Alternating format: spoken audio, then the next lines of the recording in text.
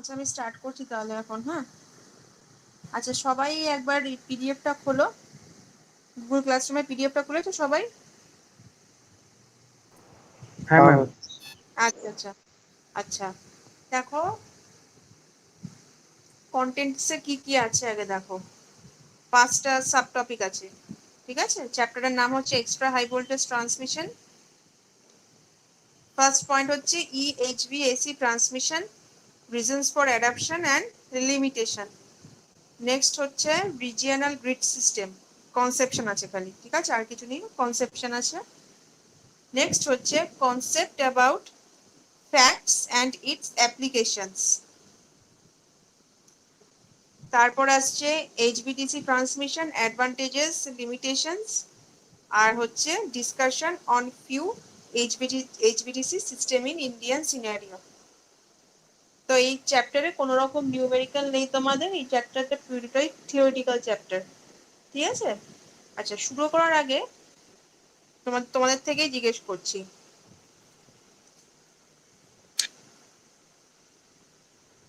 আমাদের ইলেকট্রিক্যালে ক্যাপিটাল ভিটা কি ডিনোট করে? ভোল্টেজ। Very good. তাহলে ক্যাপিটাল এইচ ভিটা কি ডিনোট করবে?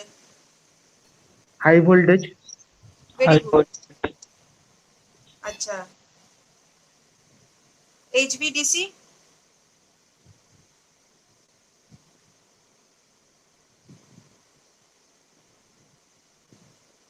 এইচভিডিসি ফুল ফর্ম?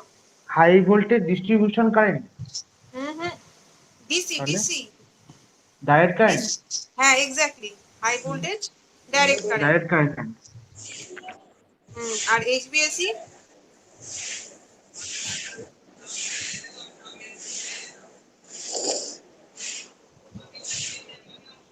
নবীন একটু অডিওটা অফ করো, আওয়াজ আসছে। HVAC? High voltage alternating current. Very good. আচ্ছা তাহলে ইএইচভিএসি?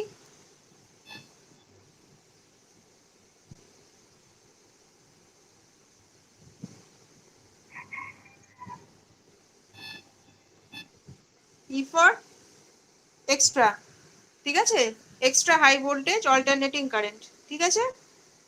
আচ্ছা এটা গেল। আর একটা লাস্ট তোমাদের জিজ্ঞেস করব, ফুল ফর্ম বলার চেষ্টা করো, ঠিক আছে? F A C T S, facts. ইলেকট্রিক্যালে ফ্যাক্টস এর ফুল ফর্ম কি? F A C T S. এফটা বাদ দাও, এসিটিএস এর ফুল ফর্মটা বলার চেষ্টা করো অ্যাটলিস্ট। এফটাই লাস্টে আসবে।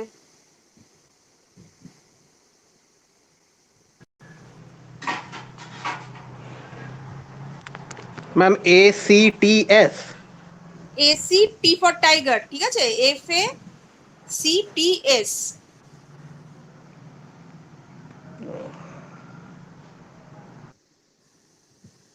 এবার বল ইলেকট্রিক্যালে এটা কি হতে পারে? ভেঙে নাও, এই ফুল ফর্মটা যখন বলবে তখন এই প্রত্যেকটা অ্যালফাবেট গুলোকে একটু একটু করে ভাগ করে নাও।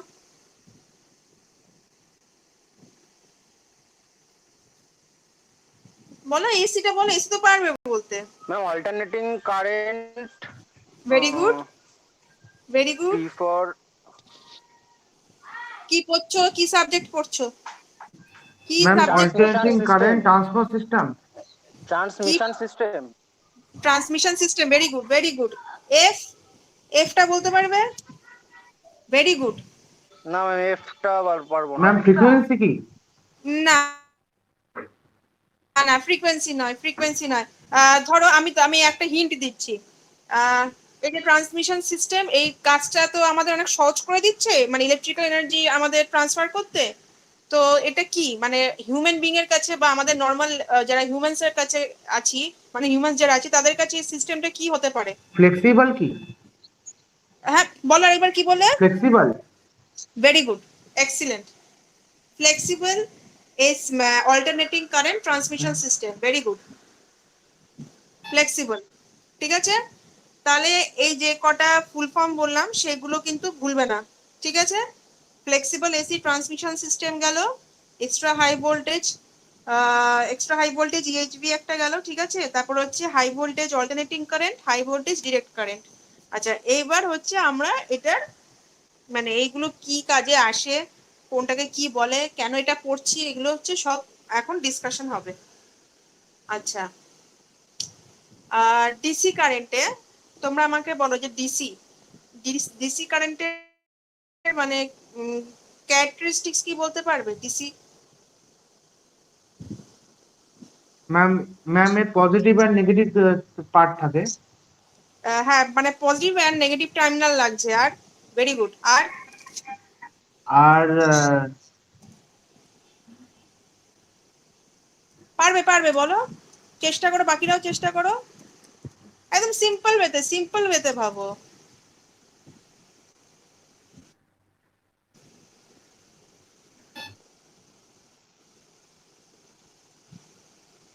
ডিসি কারেন্টের গ্রাফটা কিরকম হয়?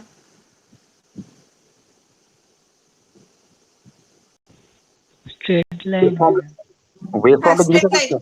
হ্যাঁ, এক্স্যাক্টলি। যদি স্ট্রেট লাইন হয় তার মানে মানে সেটা কি মানে উপর নিচ দুদিকেই থাকে ম্যাম নাকি শুধু একদিকে ম্যাম থাকে?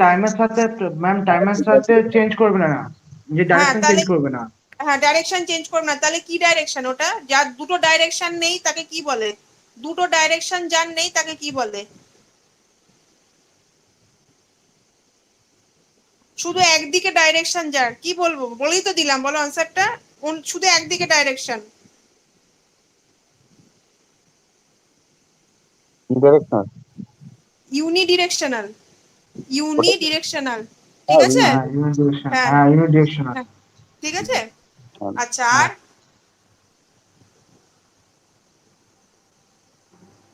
আর কিছু আছে কি?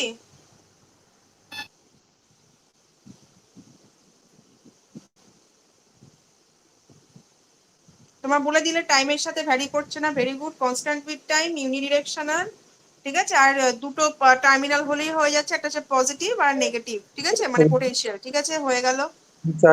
Rechargeable device. হ্যাঁ, এটা দিয়ে আমরা অনেক কিছু চার্জ করতে পারছি, ব্যাটারি ফ্যাটারি যা দরকার পড়ছে আমাদের, সোলার সেল থেকে শুরু করে, ঠিক আছে। আচ্ছা, যাই হোক, তো এটা হয়ে গেল আমাদের ডিসি কারেন্ট। আচ্ছা, অল্টারনেটিং কারেন্টের ক্যারেক্টারিস্টিক। ম্যাম এটা টাইমের সাথে নিজের ডাইরেকশন চেঞ্জ করে, আর এর কোনো পজিটিভ আর নেগেটিভ টার্মিনাল থাকে না। আচ্ছা, আর বলো, আর বলো। টাইমের সাথে আর চেঞ্জিং, হ্যাঁ, টাইমের সাথে টাইমের চেঞ্জ সাথে চেঞ্জ করছে। আর করে, আর পজিটিভ আর নেগেটিভ টার্মিনাল কিসের থাকে উপর না। ডিপেন্ড করছে? বেসিক কি এটা বলো, কিসের উপর ডিপেন্ড করছে? কার উপর ডিপেন্ড করছে এসি? এটা টাইমের উপরে, টাইম আর আর আর আর কি আছে? আর আর frequency. Very good, frequency, very good, frequency.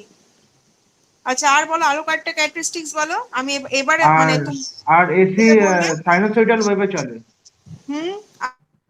আর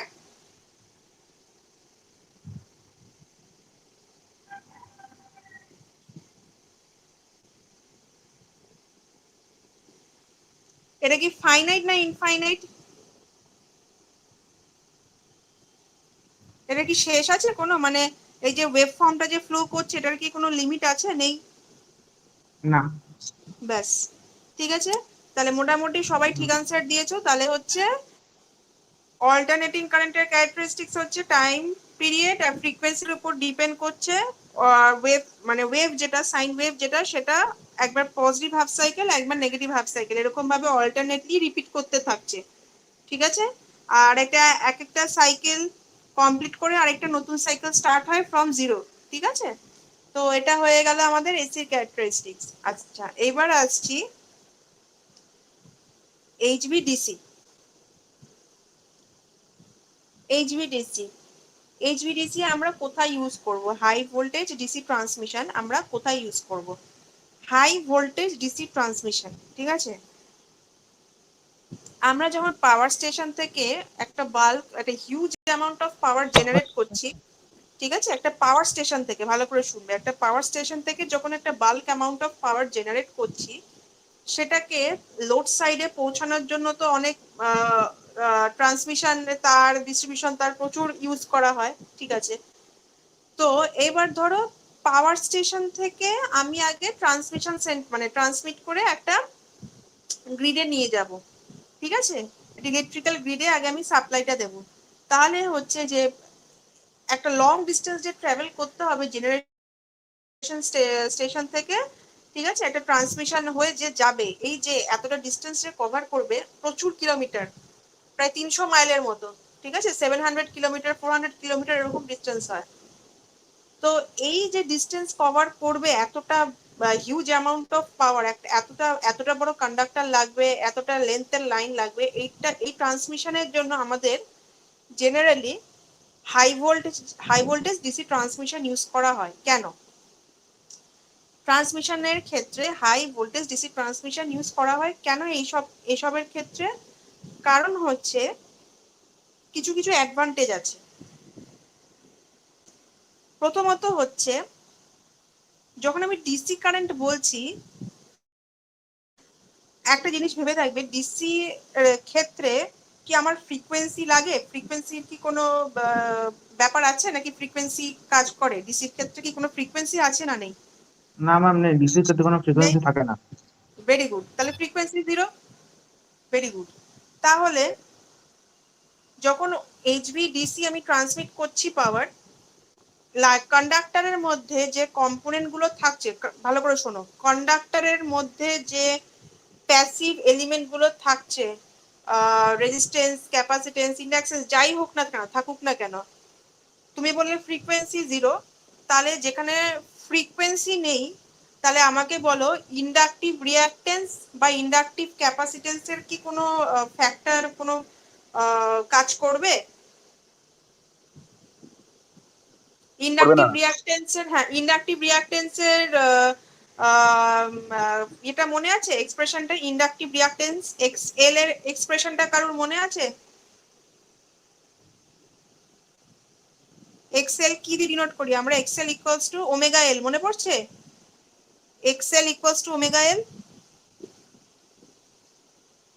আর এক্স সি মানে ইন্ডাকটিভ ক্যাপাসিটেন্স হচ্ছে 1/ωc। বেসিক ইলেকট্রিক্যালে পড়েছিলে, মনে পড়ছে? হ্যাঁ কি না বলো?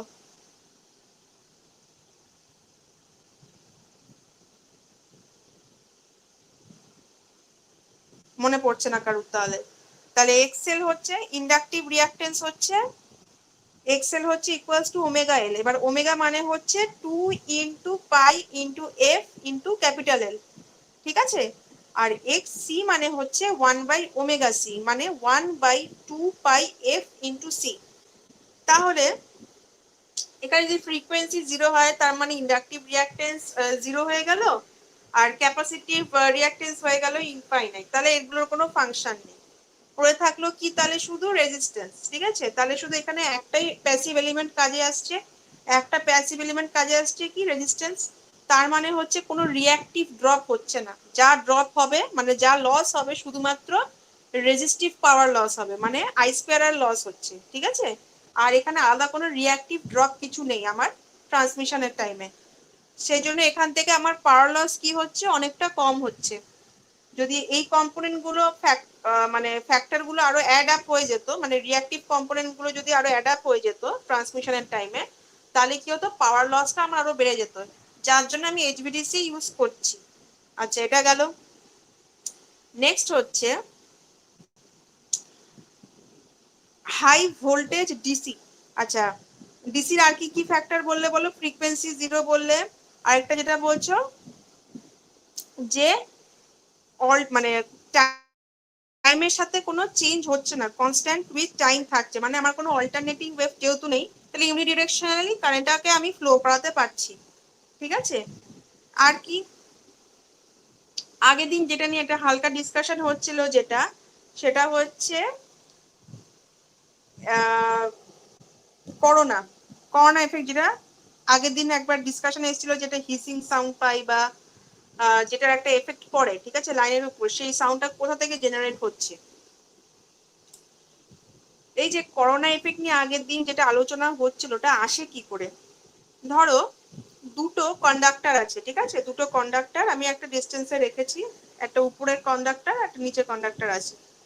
এবার দুটোর মধ্যে দিয়ে যদি high power amount of power flow করে, তখন কি হয়, এই যে দুটো কন্ডাক্টরের মধ্যে যে এয়ার গ্যাপটা আছে, যে মিডিয়ামটা আছে এয়ার, সেটা কি হয়, আয়োনাইজ হতে থাকে। ঠিক আছে, কারণ একটা ইলেকট্রিক ফিল্ড জেনারেট হচ্ছে। কিভাবে, যে আমাদের একটা এনার্জিটা যে দুটো তারের মধ্যে দিয়ে ফ্লো করছে, সেটার জন্য তো একটা হিট প্রডিউস হয়।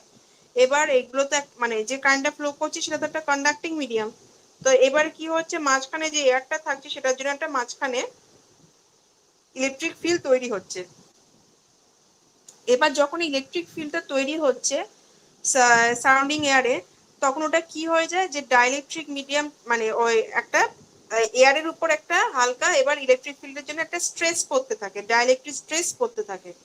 ঠিক আছে, এবার ধরো কন্ডাকশন মানে এয়ারটা এবার আস্তে আস্তে হালকা কন্ডাক্টিং মিডিয়ামের মতো কাজ করতে থাকছে, কন্ডাক্টিং মিডিয়ামে কনভার্ট হচ্ছে আস্তে আস্তে। একটা পয়েন্ট আসে যখন ওই মাঝখানে যে এয়ারটা আছে সেটা হঠাৎ করে একটা লিমিটেড ভ্যালুর পর ব্রেকডাউন হয়ে যায়। আমার বেসিক্যালি এয়ার তো কোনো কন্ডাক্টিং মিডিয়াম নয়, বা এটা প্রপার কোনো ইনসুলেটরও নয়। তাহলে কি হচ্ছে, তাহলে যখন ইলেকট্রিক ফিল্ডটা জেনারেট হচ্ছে, যখন প্রডিউস হচ্ছে due to flow of current between both, মানে in between both the conductors, তখন কি হচ্ছে, মাঝখানে যে ইলেকট্রিক ফিল্ডটা প্রডিউস হলো এয়ার গ্যাপের মধ্যে, একটা ডাইইলেকট্রিক স্ট্রেস তৈরি হলো।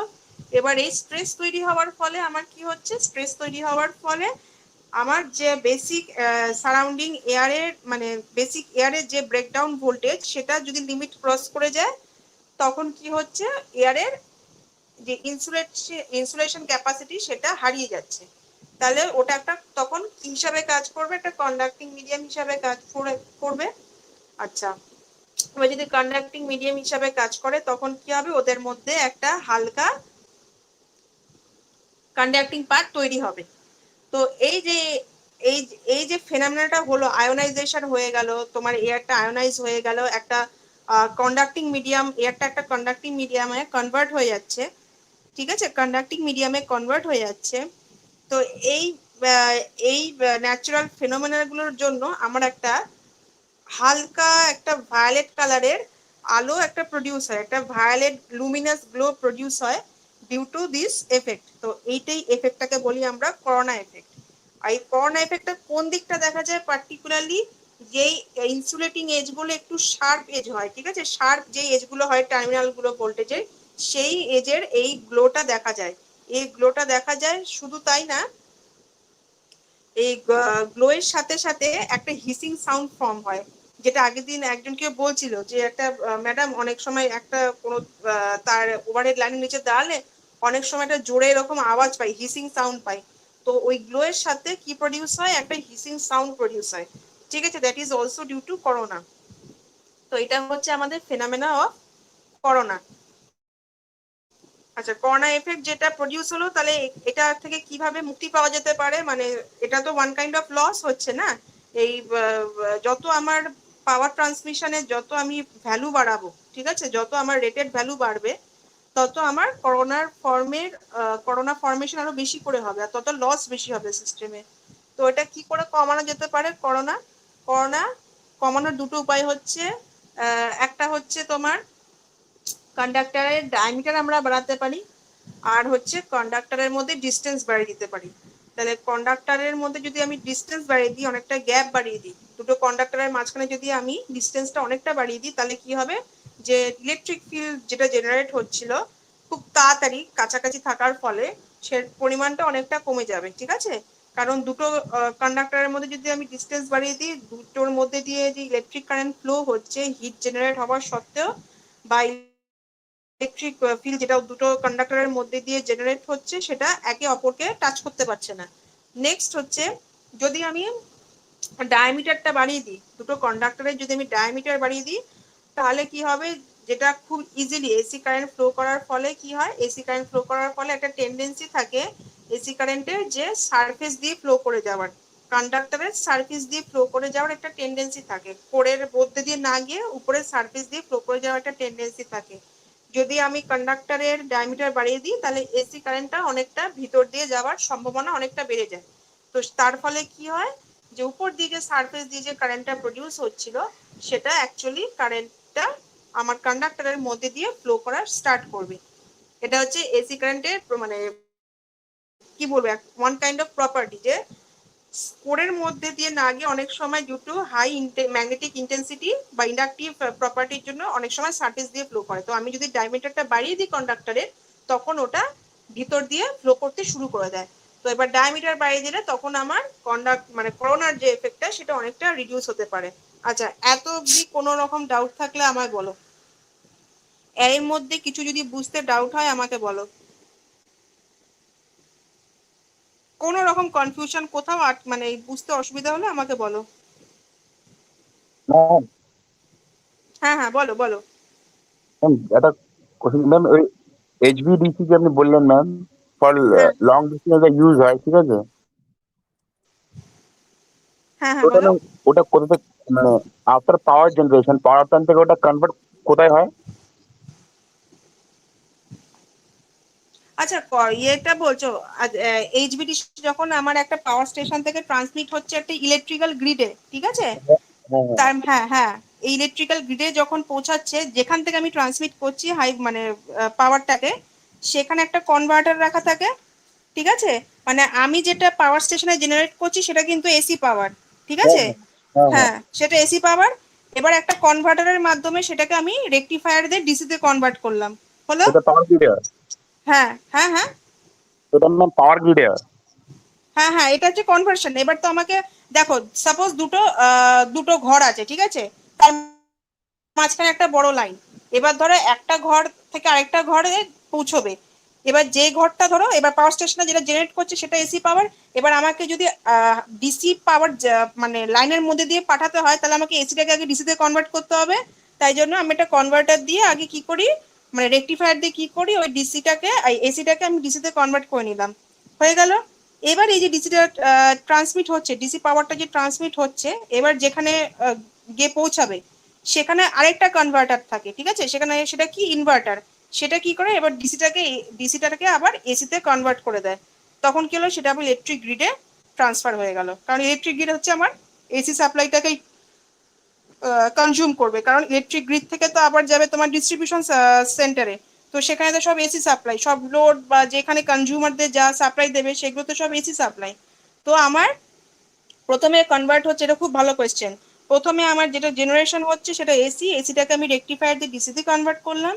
যদি ম্যাম আমার হ্যাঁ, যদি ডিসিতে আমার ট্রান্সমিট করতে হয়, তারপর আমি আরেকটা ইলেকট্রিক গ্রিডে ওখানে গিয়ে আমি কি করছি, আরেকটা কনভার্টার বা ইনভার্টারের থ্রু দিয়ে আমি কি করলাম, ডিসিটাকে এসিতে কনভার্ট করছি, করে রিমেনিং যে এসিটা কনভার্ট হয়ে গেল সেটাকে আমি থ্রু আউট সাপ্লাই করে দিচ্ছি টু ডিস্ট্রিবিউশন স্টেশন। হ্যাঁ, এবার বলো ম্যাম বলছিলাম, বলো কি। যখন আমার পাওয়ার প্ল্যান্ট থেকে যখন বেরোচ্ছে ওটা এসি হয়ে বেরোলো ম্যাম, ওটা গ্রিডের আগে কি ওটা ডিসি হয়, না গ্রিডে পৌঁছানোর পর ডিসি হয়? গ্রিডে পৌঁছানোর পর। মানে আমি এসি দিয়ে গ্রিডে পৌঁছাবো, এসি অব্দি, এসি থেকে যখন গ্রিড যখন অন্য ওটা দূর থেকে কোথাও যাবে তখন ওটা ডিসি কনভার্ট করবে, তাই তো ম্যাম? হ্যাঁ, মানে ধরো এই যে তারটা এসে যেখানে গ্রিডে ঢুকছে, হ্যাঁ, তারটা এসে যে ধরো ইলেকট্রিক গ্রিড ঢুকছে, তার মাঝখানে একটা কনভার্টার থাকবে, মানে গ্রিড আর তারের মাঝখানে একটা কনভার্টার কনভার্ট হয়ে গ্রিডে ফেলে দিল, আচ্ছা। কনভার্ট হয়ে গ্রিডে ফেলে দিল, ঠিক আছে। এবার স্টেশন আর এই কন্ডাক্টরের মাঝখানে একটা কনভার্টার, স্টেশন থেকে এসি বেরোলো, ওই ওই কনভার্টারে ঢুকলো, ডিসি হয়ে গেল, ওই তার দিয়ে বেরিয়ে গেল, বোঝা গেল। হ্যাঁ ম্যাম। ঠিক আছে, মানে দুটো বক্স রাখা, মানে মনে করো দুটো বক্স রাখা কনভার্টার। তারপর হচ্ছে পার্টগুলো, তারপর হচ্ছে তোমার গ্রিড, তারপর তার আগে হচ্ছে স্টেশন, তার দুটো বক্সের মাঝখানে লাইনটা কানেক্টেড, ঠিক আছে। আচ্ছা, ম্যাম এটা আমরা, হয়ে গেল। হ্যাঁ, বলো বলো বলো। ম্যাম আপনি আপনার নোটে দেখলাম ম্যাম ন্যাশনাল গ্রিড আর রিজনাল গ্রিড। হ্যাঁ হ্যাঁ হ্যাঁ, তো ম্যাম রিজনাল গ্রিডেও তো ম্যাম তাহলে ডিসি পাঠাবেন? শোনো, এইচভিডিসি ট্রান্সমিশনের জন্য কনভার্টার লাগে, ঠিক আছে। এবার ওই গ্রিডটা যেটা লেখা আছে সেটা আমি এখনো দেখিনি, ঠিক আছে, সেই পার্টটা কি আছে। তো রিজিনাল গ্রিড আর ন্যাশনাল গ্রিড সেটা আমি আসবো, কিন্তু এইচভিএসির ক্ষেত্রে কিন্তু আমার কনভার্টার লাগে না, এইচভিডিসির ক্ষেত্রেই লাগছে, ঠিক আছে, এইচভিডিসির ক্ষেত্রে লাগছে। কারণ ডিসির ক্ষেত্রে আমাকে কনভার্ট করে আমাকে বাল্ক ট্রান্সমিশনটা করতে হচ্ছে। এসির ক্ষেত্রে তো এসি যদি লাইন হয়, মানে কন্ডাক্টর যদি এসি ফ্লো করে, আমার তো আর কনভার্টারের দরকার নেই। যা জেনারেট হচ্ছে আমি সেটাই পাঠাবো, সেটাই আমার গ্রিডে গিয়ে ফেলবো, আমার তো আর কনভার্টারের দরকার নেই, ঠিক আছে। আমি গ্রিডের কনসেপ্টে আসবো। ন্যাশনাল থেকে রিজনালের জন্য জিজ্ঞাসা করছিলাম না। আচ্ছা আচ্ছা আচ্ছা আচ্ছা আচ্ছা বুঝতে পেরেছি, রিজিয়নাল গ্রিড আর ন্যাশনাল গ্রিড তো।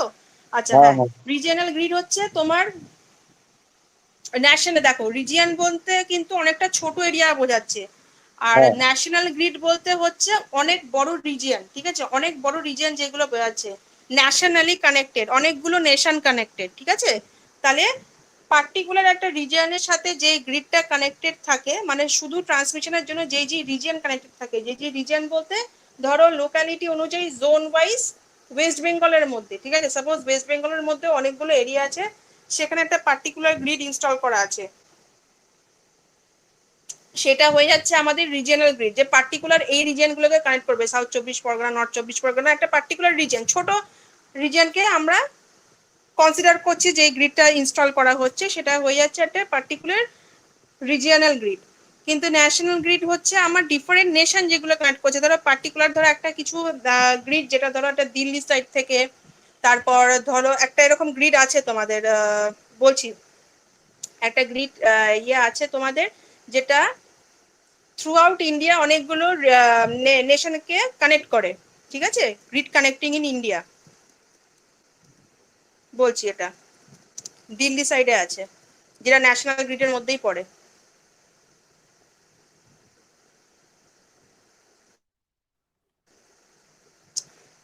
Power grid corporation of India যেটা আছে আমাদের, ঠিক আছে, সেটা হচ্ছে দাদ্রি আর দিল্লির মধ্যে একটা, মানে রাঞ্চা না কি একটা সামথিং জায়গার নাম আছে, ওটা দাদ্রি আর দিল্লির মধ্যে কানেক্ট করে, দুটো নেশনকে কানেক্ট করে, ঠিক আছে। এটা হচ্ছে একটা পাঁচটা এরকম গ্রিড আছে, একটা হচ্ছে তোমার এই এটা এটা চলে গেল একটা একটা গ্রিডের মধ্যে, ন্যাশনাল গ্রিডের মধ্যে।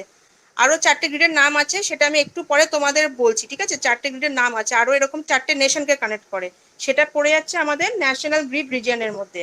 আর রিজিয়নাল গ্রিড হচ্ছে হচ্ছে যেগুলো লোকাল এরিয়া বা যেগুলো উইদিন আমার একটা পার্টিকুলার স্টেটের মধ্যে যে কানেকশনগুলো থাকছে ইলেকট্রিক্যালের, সেটা হচ্ছে ন্যাশনাল গ্রিড, সেটা হচ্ছে রিজিয়নাল গ্রিড, ঠিক আছে। ওটা নিয়ে অত মাথা ঘামানোর কিছু নেই, ওটা ওটা কোনো ব্যাপার না, ঠিক আছে, ওটা পার্টিকুলার দুটো নেশন কানেক্ট করছে, যেটা সেটা হচ্ছে আমার ন্যাশনাল, রিজিয়ন হচ্ছে উইদিন দ্য স্টেট, এইটুকু মনে রাখলেই হবে। আর এক্সাম্পল যেটা তুমি চাইছো কোথায় কোথায় আছে আমাদের ইন্ডিয়ার বা কোনো বাইরের দেশে, আমি ইন্ডিয়ারটা তোমাকে আমি প্রোভাইড করে দিচ্ছি, ঠিক আছে, একটু পরে গ্রুপে লিখে দিচ্ছি, জায়গাটার নাম আমি ভুলে গেছি। পাঁচটা আছে টোটাল আমাদের নেশনে, ন্যাশনালে পাঁচটা আছে, ঠিক আছে। আচ্ছা এটা গেল, আচ্ছা এটা ছাড়া আর কোনো কোয়েশ্চেন আছে বলো, কোনো রকম বুঝতে কিছু অসুবিধা আছে বলো, যতটুকু বললাম। না ম্যাম।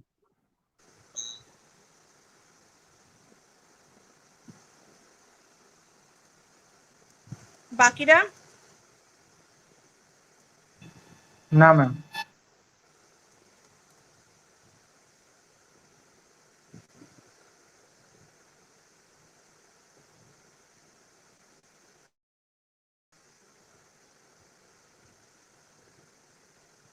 আচ্ছা এটা গেল হচ্ছে আমাদের তাহলে এইচভিডিসি কনসেপ্টটা, ঠিক আছে। নেক্সট আসছি আমি এইচভিএসি। আচ্ছা হাই ভোল্টেজ এসি ট্রান্সমিশন। আচ্ছা একটা জিনিস আমাকে বলো, এই যে রেজিস্ট্যান্স আমরা যে পড়েছি, রেজিস্ট্যান্স আর ক্যাপিটাল আর এর সাথে লেন্থ এরিয়া ক্রস সেকশনের কোনো রিলেশন আছে? হ্যাঁ ম্যাম আছে। আছে। বলো। হুম হুম, বলো বলো। একদম R is equal to rho into L by A. হুম। ওখানে তো এল হচ্ছে কন্ডাক্টরের লেন্থ, এ হচ্ছে ক্রস সেকশন এরিয়া, আচ্ছা আর রো রেজিস্ট্যান্সের হচ্ছে সাথে কি রেজিস্টিভিটি। রিলেশন? এবার এটা একদম ঠিক বলেছো, R equals to rho into L by A. এবার রেজিস্ট্যান্সের সাথে মানে কি রিলেশন সেটা বলো। ওই তো ইনভার্সলি লেন্থের সাথে ডাইরেক্টলি প্রপোর্শনাল আছে। আর লেন্থ। হ্যাঁ লেন্থের সাথে মানে লেন্থ বাড়লে রেজিস্ট্যান্স বাড়বে। Very good. আর আর আর ক্রস সেকশনাল এরিয়ার সাথে ইনভার্সলি প্রপোর্শনাল আছে, মানে ক্রস সেকশনাল এরিয়া বাড়লে রেজিস্ট্যান্স কমবে। Very good, very good. তাহলে একটা হচ্ছে ডিরেক্টলি প্রপোর্শনাল, একটা হচ্ছে ইনভার্সলি প্রপোর্শনাল। এটার উপর ডিপেন্ড করে এইচভিএসি সিস্টেমটা চলছে কিরকম। সাপোজ আচ্ছা আরেকটা বলো, ভোল্টেজের সাথে কারেন্ট আর রেজিস্ট্যান্সের কি রিলেশন? ভোল্টেজের সাথে V is equal to I R. Equal to IR. Very good, very good, equals to IR, তাই ডিরেক্টলি প্রপোর্শনাল। তাহলে V directly proportional to R, এবার R is also proportional to L by A. আমি যদি রেজিস্টিভিটিটাকে না ধরি তাহলে V proportional to R and R is proportional to L by A, মানে length divided by area cross section. ঠিক আছে, এবার ভালো করে শোনো, যদি আমি ভোল্টেজ বাড়াই, ঠিক আছে, যদি আমি ভোল্টেজ বাড়াই তাহলে কি হবে?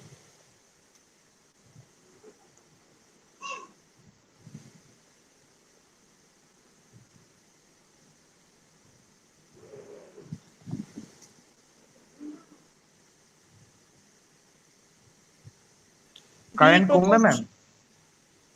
ভেরি গুড, এক্সিলেন্ট, কারেন্ট কমবে। নেক্সট, এবার বলো লেন্থ আর এরিয়া ক্রস সেকশনের কি হবে?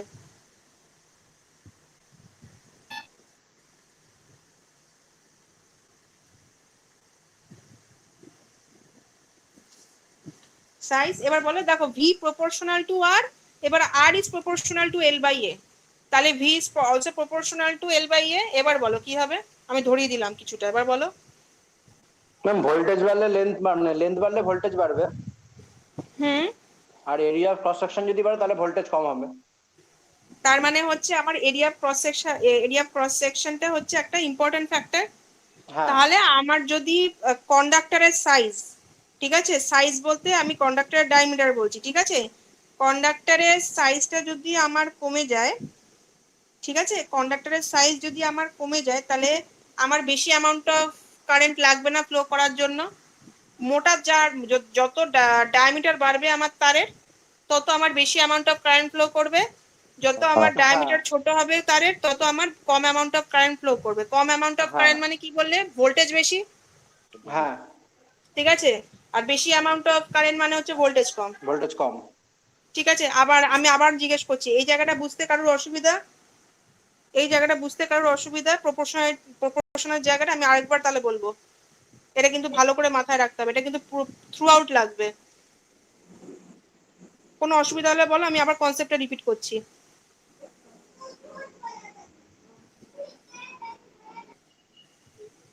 হ্যাঁ ম্যাম আরেকবার বলুন। হ্যাঁ, R is proportional to length divided by A, মানে length divided by area of cross section. ঠিক আছে, এবার V is proportional, V is equal to I R, ঠিক আছে, তার মানে V is proportional to resistance, ঠিক আছে, বা V is directly proportional to, আমি বলতে পারি এল বাই এ, কারণ R is also proportional to L by A. এইবার কথাটা হচ্ছে, যদি আমার B proportional to L by এ হয়, তাহলে আমার কি কি ফ্যাক্টর কাজ করছে? যদি আমি ভোল্টেজ বাড়াই বা কমাই, সেটার উপর কি কি ফ্যাক্টর ডিপেন্ড করছে? সেটা হচ্ছে যে আমার ভোল্টেজ তখনই বাড়বে, বা আমি যদি ভোল্টেজকে বাড়াতে চাই, আমার কি কি কন্ডিশন মেনটেন করতে হবে? V proportional to L by A, মানে আমার লেন্থটা আমি বাড়াতে পারি, কিন্তু এরিয়া অফ ক্রস সেকশন যেটা আছে আমার ওটা কন্ডাক্টরের কমাতে হবে ডায়ামিটার আমাদের। যেটা, হ্যাঁ সেটা কম হতে হবে, ঠিক আছে। আর যদি এরিয়া ক্রস সেকশন কমে যায়, তার মানে আবার কি? কারেন্টটা কমে যাচ্ছে, আমার কারেন্টও কমে যাবে। এরিয়া ক্রস সেকশন কমে যাওয়া মানে আমার কারেন্টও কম লাগবে, তাহলেই আমার ভোল্টেজটা বাড়বে, ঠিক আছে।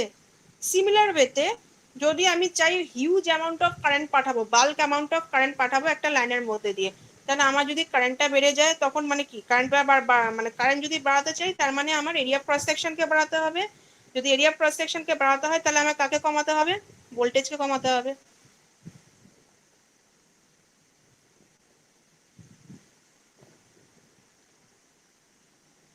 তাহলে if the voltage is increased, a higher level of insulation is required in the conductor, ঠিক আছে, but the size of the conductor is decreased. আচ্ছা, for high level conditions insulation cost is high but material of cost of the conductor is less. তাহলে আমার high voltage যেখানে আমি use করছি, সেখানে insulation cost high হচ্ছে, কিন্তু আমার কন্ডাক্টর মেটেরিয়াল কম লাগছে, তাই কন্ডাক্টরের কস্ট আমার কমে যাচ্ছে। এই একটা কন্ডিশন। সেকেন্ড কন্ডিশন কি? যদি আমি কারেন্ট বাড়াই, ইফ কারেন্ট ইজ ইনক্রিজড, তাহলে হচ্ছে আমার ডায়ামিটার বাড়বে কন্ডাক্টরের, তাহলে size of conductor is increasing and low level of insulation is required. তাহলে হাই কারেন্ট কন্ডিশনে কি হবে? হাই কারেন্ট কন্ডিশনে আমার ইনসুলেশন কস্ট কম পড়বে, কিন্তু আমার cost of material of conductor will be very high. কিন্তু আমার কস্ট অফ মেটেরিয়াল মানে যেটা আমি কন্ডাক্টর ইউজ করছি, ডায়ামিটার বাড়ছে, আমার মেটেরিয়াল বাড়ছে, আমার কন্ডাক্টর মেটেরিয়ালের দাম বা খরচা কিন্তু অনেকটা বেড়ে যাবে। ঠিক আছে, তাহলে এইটা হয়ে যাচ্ছে কিসের জন্য, মানে আমি এই জিনিসটা কিসের জন্য অ্যাপ্লাই করছি। আচ্ছা, এবার যেটা ঢুকছি সেটা হচ্ছে আমার এইচভিএসি। মানে এই জিনিসটা করার জন্য এইচভিএসি ট্রান্সমিশন সিস্টেমের কিছু কিছু অ্যাডভান্টেজ আছে। Cross sectional area of conductor is inversely proportional to voltage, যেটা এক্ষুনি বললাম। তাহলে যদি আমাকে হাই ভোল্টেজ ট্রান্সমিশন লাইন বানাতে হয়, তাহলে cross sectional area of conductor যদি আমি খুব ছোট রাখি, খুবই ছোট রাখি, তাহলে সেখানে একটা কস্ট আমাদের কমতে পারে। ঠিক আছে, আমাদের যে মেটেরিয়াল কস্ট যেটা আছে কন্ডাক্টরের, সেটা কমতে পারে। তাহলে cost of material for conductor is very less. তাহলে এইচভিএসি সিস্টেম যদি আমি ইউজ করি ফর হাই কারেন্ট, ঠিক আছে, ফর হাই ভোল্টেজ, তাহলে সেখানে আমার একটা কস্ট অফ কন্ডাক্টর কমতে পারে। নেক্সট, এফিসিয়েন্সির দিক দিয়ে ভাবো। যখন আমি হাই ভোল্টেজ ইউজ করছি, কারেন্ট তো কমছে, তাহলে যদি কারেন্ট কমে যায়, তাহলে আমার সিস্টেমে যেই আই স্কোয়ার লস বা যে রিয়াক্টিভ যে লসগুলো হয়, বা স্কিন এফেক্ট বা করোনা এফেক্ট যেগুলো জিনিসগুলো হচ্ছে, ঠিক আছে, মানে এই যে লসগুলো যেগুলো আছে, রিয়াক্টিভ ড্রপ বা কপার লস যেটা আছে, তোমার ধরো কপার লসটাই ধরো, আই স্কোয়ার আর লস, এটা আস্তে আস্তে কমছে। ঠিক আছে, কারণ আই স্কোয়ার মানে কি, যা কারেন্ট ফ্লো করছে তার স্কোয়ার মাল্টিপ্লাইড বাই রেজিস্ট্যান্স। তাহলে এখানে যদি আমি হাই ভোল্টেজ ইউজ করি, যদি কারেন্টের ভ্যালুটাই কমে যায়, তাহলে আই স্কোয়ার আর লসও কমে যাবে। তাহলে এটার ফলে কি হবে, যদি লসটা কমতে থাকে, তাহলে আমার ওভারঅল যে এফিসিয়েন্সি, আমার ট্রান্সমিশন সিস্টেমের যে ওভারঅল এফিসিয়েন্সি, সেটা আস্তে আস্তে বাড়তে থাকবে। তাহলে এটা একটা অ্যাডভান্টেজ যদি আমি এইচভিএসি সিস্টেম ইউজ করি, তাহলে ইট ইনক্রিজেস দ্য এফিসিয়েন্সি। কিভাবে, আমি আরেকবার বলছি। আই স্কোয়ার আর লস যেটা হয় আমাদের কন্ডাক্টরের মধ্যে, যদি আমি হাই ভোল্টেজ ট্রান্সমিশন করি, তাহলে আমার কারেন্ট কম ফ্লো করবে। কারেন্ট কম ফ্লো করলে আই স্কোয়ার আর লস যেটা হয়, আই স্কোয়ার কারেন্ট কমে গেলে আই স্কোয়ারের ভ্যালু কমে যাচ্ছে, তাহলে আই স্কোয়ার আর লস কমে যাচ্ছে। তাহলে আই স্কোয়ার আর লস কমলে আমার সিস্টেমের ওভারঅল ট্রান্সমিশন এফিসিয়েন্সি বেড়ে যাচ্ছে। এত অব্দি ক্লিয়ার? এত অব্দি ক্লিয়ার কিনা বলো? আচ্ছা, নেক্সট হচ্ছে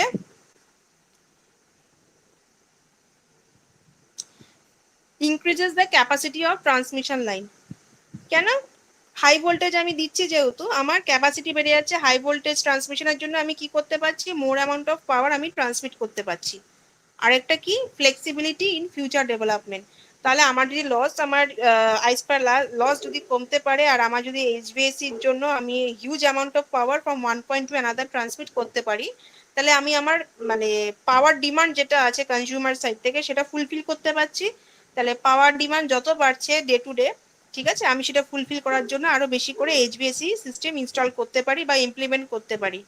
তাহলে আমরা কি করতে পারবো, we can transmit more amount of power by increasing শুধু কি মাত্র দ্য ভোল্টেজ লেভেল, কারেন্টটা কিন্তু না, by increasing only the voltage level.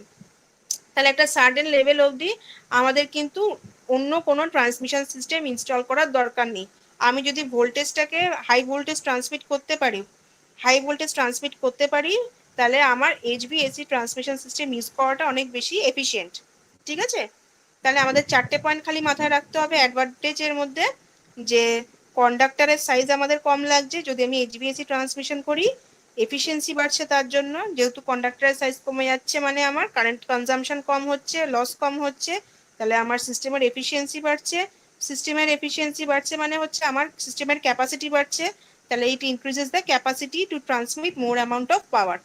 আর এই সিস্টেমটা হওয়ার জন্য আমার সিস্টেমটা আরো ফ্লেক্সিবল হয়ে যাচ্ছে। তো ফ্লেক্সিবিলিটি ইন ফিউচার ডেভেলপমেন্ট, ব্যাস এই 4টে পয়েন্ট মাথায় রাখবে। আচ্ছা, এত অব্দি ক্লিয়ার? হ্যাঁ ম্যাম। আচ্ছা, নেক্সট হচ্ছে, এবার এতগুলো তো অ্যাডভান্টেজ বললাম, এবার নিশ্চয়ই ডিসঅ্যাডভান্টেজও কিছু আছে। তা ডিসঅ্যাডভান্টেজ কি? একটা তো শুরুতে বললাম, ডিসঅ্যাডভান্টেজ প্রথম শুরুতে যেটা বলছিলাম সেটা কি ছিল, একটা যে এক্সপ্লেন করছিলাম যে এফেক্টটা, করোনা এফেক্টের কথা বলছেন? হ্যাঁ হ্যাঁ এক্স্যাক্টলি, করোনা। তাহলে করোনার এফেক্ট যেটা হয় সেটা কিন্তু একটা করোনা লস হতে পারে, ঠিক আছে। এইচবিএসি ট্রান্সমিশনের ক্ষেত্রে কিন্তু এই করোনা এফেক্টটা দেখা দেবেই। কারণ হচ্ছে যখন তোমার এইচবিএসি ট্রান্সমিশন হচ্ছে, এসি কারেন্ট একটা টেন্ডেন্সি থাকে সব সময় যে কন্ডাক্টরের সারফেসের উপর দিয়ে ফ্লো করবে। তাহলে কি হবে, যদি সবসময় কন্ডাক্টরের সারফেস উপর দিয়ে ফ্লো করার টেন্ডেন্সি থাকে, আমার ইলেকট্রিক ফিল্ড জেনারেট হচ্ছে, আমার মানে এয়ারটা একটা ডাইলেকট্রিক মিডিয়ামের মতো কাজ করছে। তার ফলে কি হচ্ছে, আমার একটা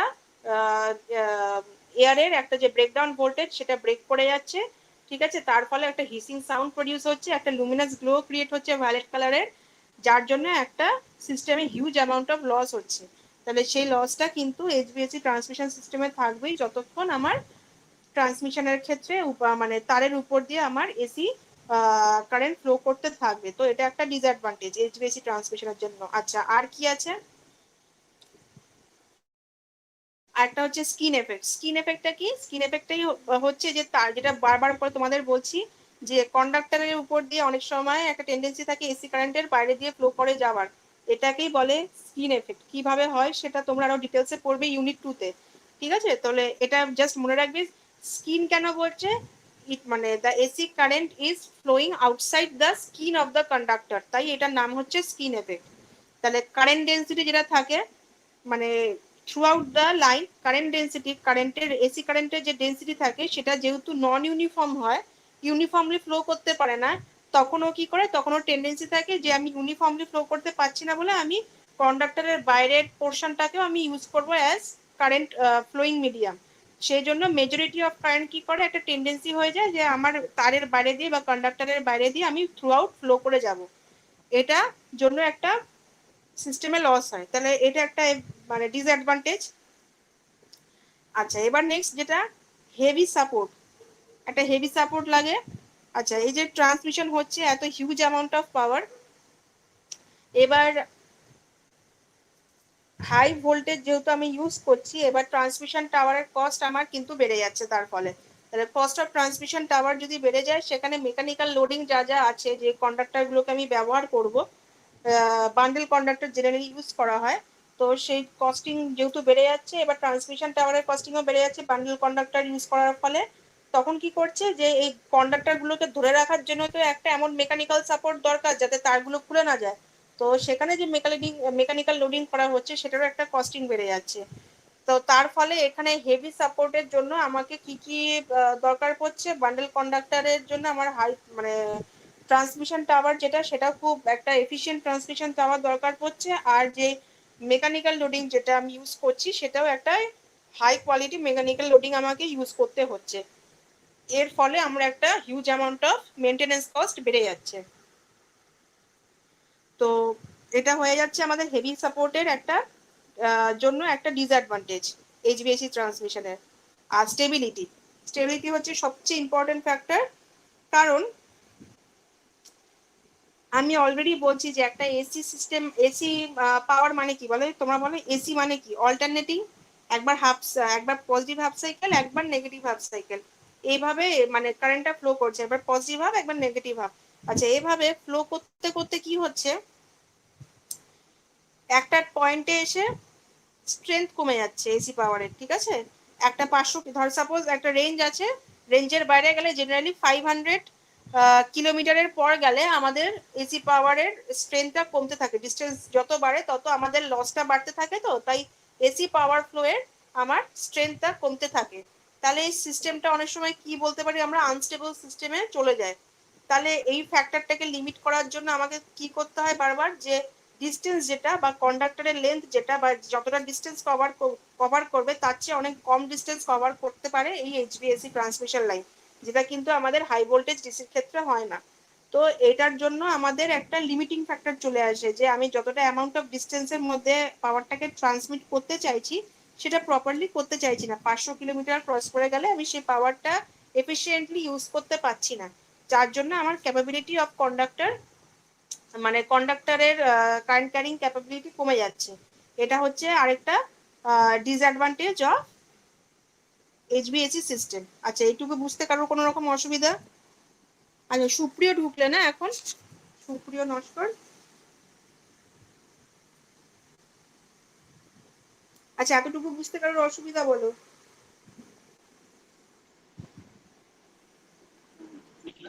না ম্যাম। আচ্ছা, তাহলে এটা হয়ে গেল, মানে জাস্ট একটা ওভারঅল ভিউ দিয়ে দিলাম এইচভিএসি আর এইচভিডিসি। ঠিক আছে, তাহলে জাস্ট এই পয়েন্টগুলো মনে রাখবে। আচ্ছা, আমি যে এত ইনডেপথ যে পয়েন্টগুলো বললাম, অ্যাডভান্টেজ ডিসঅ্যাডভান্টেজ, এইগুলো কি তোমাদের দিয়ে দিলে ভালো হয়? মানে এই পয়েন্টগুলো মানে তোমাদের हाँ मैम मैम लगेगा लगेगा लगेगा। ঠিক আছে, দিয়ে কারণ দেবেন। এইগুলো, হ্যাঁ কারণ এইগুলো, হ্যাঁ এগুলো কিন্তু ইন্টারভিউ কোয়েশ্চেনও জিজ্ঞেস করে, কারণ এগুলো যেহেতু একটু কনসেপচুয়াল টাইপ কনভারসেশন, সেই জন্য এগুলো কিন্তু ইন্টারভিউ টাইপ কোয়েশ্চেনে কিন্তু জিজ্ঞেস করে ইন্টারভিউ। তাহলে আমি এগুলো দিয়ে দেবো তোমাদের একটা আলাদা পিডিএফ করে, আমি এটা দিয়ে দেবো। Yes ma'am yes. ঠিক আছে, তাহলে আমি আজকে আর বেশি করছি না, মানে যতটুকু পড়ালাম ততটুকু ভালো করে পড়ো। এখান থেকে এখন কিছু করার দরকার নেই। পিপিটি থেকে আমি আজকে একটা পিডিএফ আপলোড করে দেবো বা একটা ওয়ার্ড ফাইল আপলোড করে দেবো, যেটার মধ্যে আজকে নিয়ে যেটা ডিসকাশন হলো সেগুলো লেখা থাকবে। করোনা এফেক্ট, তারপর তোমার অ্যাডভান্টেজ অফ এইচভিএসি এইচভিডিসি, ঠিক আছে, এইগুলো আপাতত থাক। আচ্ছা, রিজনস ফর অ্যাডাপশন, না এগুলো আজকে দরকার নেই, এখন পিপিটিতে ঢোকার দরকার নেই। ঠিক আছে, পিপিটি পড়ার দরকার নেই। আমি আজকে যেটা দেবো একটু পরে আপলোড করে দেবো, যেটা সন্ধ্যার মধ্যে, সেটা ভালো করে পড়বে নেক্সট ক্লাসের জন্য। ঠিক আছে, নেক্সট ক্লাসে আমি যেটা স্টার্ট করব সেটা হচ্ছে ট্রান্সমিশন, এই যে extra high voltage AC transmission, মানে কোন রিজনে আমি কেন অ্যাডাপ্ট করছি, তার লিমিটেশন কি, এখান থেকে আমি নেক্সট মানে চ্যাপ্টারটা মেনলি স্টার্ট করব। ঠিক আছে, বাট তার আগে কি মানে মানে কেন এইচভিএসি ইউজ করছি, কেন এইচভিডিসি ইউজ করছি, সেটা জানাটা বেশি প্রয়োজন। সেই জন্য আজকে আমি তোমাদের এইচভিএসি আর এইচভিডিসি নিয়ে একটুখানি আলোচনা করলাম। ঠিক আছে, তারপর আসবে ওগুলো ডিসকাশনের পরে আসবে হচ্ছে গ্রিড সিস্টেম। ঠিক আছে, ইলেকট্রিক্যাল গ্রিড সিস্টেম যেগুলো আছে সেগুলো নিয়ে ডিসকাশন আসবে। তারপর আসছে তোমাদের ফ্যাক্টস, যেটা বললাম ফ্লেক্সিবল এসি ট্রান্সমিশন সিস্টেমে যেই ডিভাইসগুলোকে আমরা ইউজ করে থাকি, যে ইকুইপমেন্টগুলোকে, সেগুলো নিয়ে আলোচনা হবে, তাদের অ্যাপ্লিকেশন নিয়ে আলোচনা হবে। আর হচ্ছে তোমার ফ্যাক্টসগুলোকে কোথায় ইউজ করছি আমরা, কোন কোন জায়গায় আমরা বেসিক্যালি ইউজ করে থাকি, অ্যান্ড কি পারপাসে ইউজ করে থাকি। ঠিক আছে, আর এই যে এইচভিডিসি যে ট্রান্সমিশন অ্যাডভান্টেজ লিমিটেশন, এটা এখানেও দেওয়া আছে, এখান থেকে দেখতে পারো, সেটা অসুবিধা নেই। দেখো পেজ নাম্বার 9 আর পেজ নাম্বার 10, পেজ নাম্বার 9 আর পেজ নাম্বার 10, 9, 10, 11 পড়তে পারো এখান থেকে এই মুহূর্তে, এই মুহূর্তের জন্য বলছি। পেজ নাম্বার 9, 10, 11 পেয়েছো?